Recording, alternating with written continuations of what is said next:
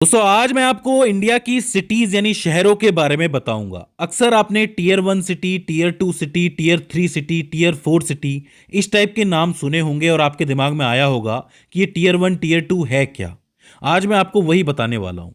देखिए दोस्तों, जैसा कि आपको पता है कि हमारे देश की जनसंख्या 140 करोड़ से भी ज्यादा है।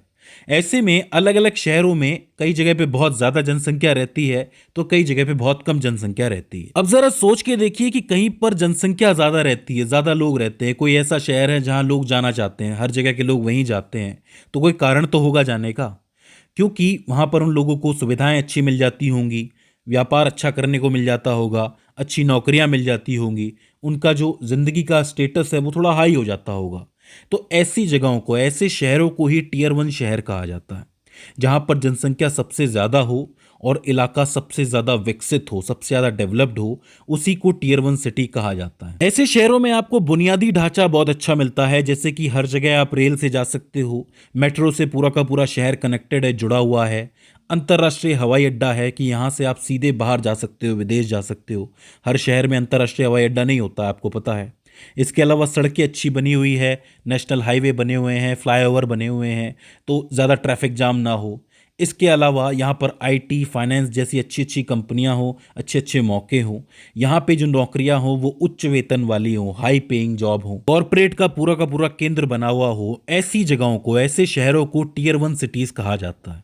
अब जाहिर सी बात है, इतनी सारी सुविधाएं होंगी तो यहाँ पे जीवन यापन की लागत भी बहुत ज़्यादा होगी, मतलब कॉस्ट ऑफ लिविंग ज़्यादा होगी, बहुत महंगा पड़ेगा यहाँ पर रहना। और यहाँ पर रियल एस्टेट जो ज़मीनें वगैरह होंगी वो भी बहुत ज़्यादा महंगी होंगी। तो ऐसी किसी भी शहर को टीयर 1 सिटी कहा जाता है।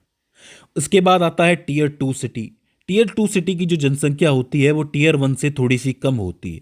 मान लो कि टीयर 1 की जनसंख्या 1 लाख है, तो टीयर 2 की जनसंख्या समझो 50,000 से 90,000 के बीच में कहीं होगी। ये जो शहर होते हैं ये तेजी से विकासशील होते हैं, मतलब डेवलपिंग शहर होते हैं, पूरी तरीके से डेवलप नहीं होते हैं। लेकिन मान लो कि कोई सुविधा है जो टीयर 1 सिटी के अंदर है तो वो जल्द ही इस सिटी के अंदर भी आ जाएगी, टीयर 2 के अंदर भी आ जाएगी। इसी को हम विकासशील कहते हैं। यहाँ पर आपको अच्छी खासी कनेक्टिविटी देखने को मिलती है। धीरे धीरे यहाँ का जो मेट्रो, रेल वगैरह हर जगह से कनेक्ट हो रहा होता है। नई नई इंडस्ट्रीज और स्टार्टअप यहाँ पर तेजी से लगते जाते हैं। लोग यहाँ पर नए नए काम करने के लिए आतुर रहते हैं।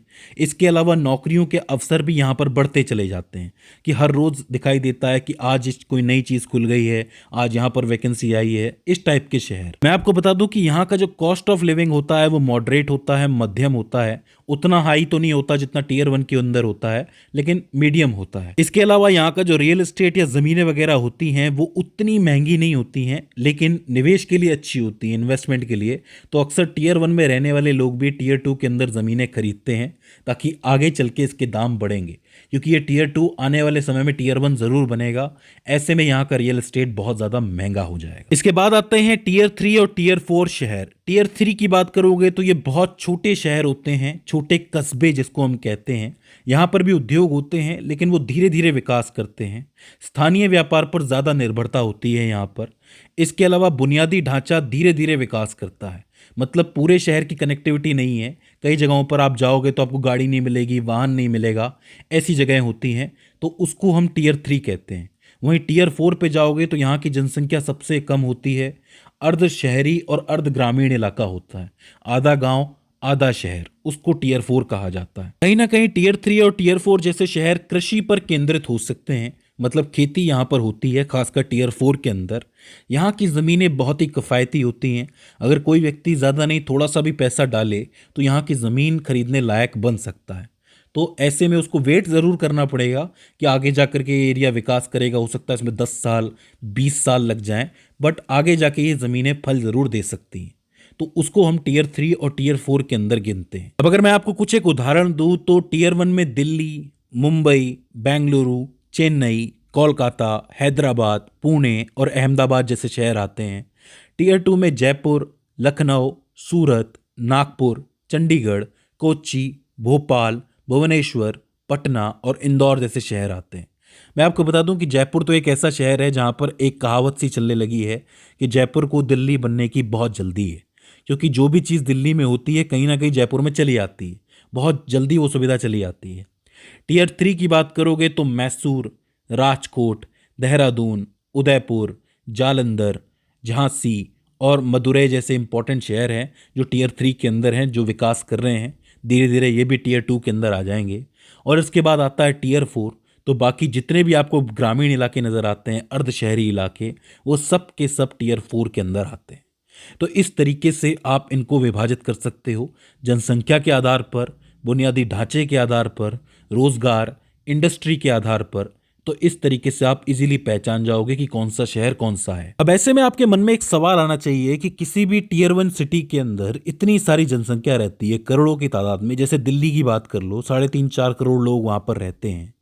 ऐसे में इतने सारे व्हीकल वहाँ पर हैं, लोग आ रहे हैं जा रहे हैं, इतनी सारी इंडस्ट्रीज लगी हुई हैं, तो क्या वहाँ पर पॉल्यूशन नहीं होता है, प्रदूषण नहीं होता है? तो आज की तारीख में प्रदूषण यहाँ की सबसे बड़ी समस्या है। हालांकि इसको सॉल्व करने के लिए सरकार अपनी तरफ से कोशिश करती है, जैसे कि मेट्रो रेल बनाने का क्या कारण हो सकता है, ताकि कनेक्टिविटी पूरे शहर की हो जाए और लोग अपने व्हीकल्स का इस्तेमाल ना करें, तो जिससे पॉल्यूशन थोड़ा सा कम हो। इसके अलावा इलेक्ट्रॉनिक बसें भी आजकल चलाई जा रही हैं, सीएनजी बसें चलाई जा रही हैं, जिससे कि पॉल्यूशन थोड़ा सा कम हो सके। समर्पित गलियारे, इन शहरों के अंदर आपको रिंग रोड देखने को मिलेगी। हर एक शहर में रिंग रोड बन रही है, जैसे जयपुर के अंदर बन रही है, दिल्ली के अंदर है। ये रिंग रोड क्यों बनाई जाती है? ताकि इन कॉरिडोर से जो ट्रैफिक है वो रुक रुक कर ना चले, सीधे ही चला जाए, ताकि इससे पॉल्यूशन बिल्कुल भी ना फैले। एक और खास बात मैं आपको बता दूं कि ऐसे जो टीयर 1 सिटीज़ होती हैं, जिसमें आर्थिक रीढ़ मजबूत होती है, बहुत पैसा कमाने वाले शहर होते हैं, यहाँ पर अलग टाइप का ईंधन भेजा जाता है। ये वो ईंधन नहीं होता जो बाकी शहरों के अंदर भेजा जाता है। ये ऐसा ईंधन होता है जिससे कि सल्फर कम हो, मतलब कम सल्फर वाला ईंधन हो, जिससे कि कम पॉल्यूशन फैले। आप सोच के देख सकते हैं। बट स्टिल जो सिविक सेंस है वो यहाँ पर बहुत ज़्यादा मैटर करता है कि लोग अपनी गाड़ियों को किस तरीके से इस्तेमाल करते हैं, या और भी किस तरीके से पॉल्यूशन फैलाते हैं। तो आप कह सकते हो कि टीयर 1 के अंदर कॉस्ट ऑफ लिविंग तो बहुत ज़्यादा है, लेकिन स्टैंडर्ड ऑफ लिविंग बहुत कम हो गया है आज की तारीख में, पॉल्यूशन को देखते हुए, कि जीवन स्तर जो है वो बहुत ज़्यादा गिर गया है। तो दोस्तों, ये हो जाता है tier 1, tier 2, tier 3, tier 4 cities. I hope आपको समझ में आया होगा और इस वीडियो से आपने कुछ ना कुछ नया ज़रूर सीखा होगा। मेरी कोशिश है कि मैं आपको थोड़ा सा अवेयर करूं इसके बारे में, तभी मैंने ये वीडियो बनाई है। मुझे उम्मीद है कि ये वीडियो आपके लिए हेल्पफुल साबित रही होगी।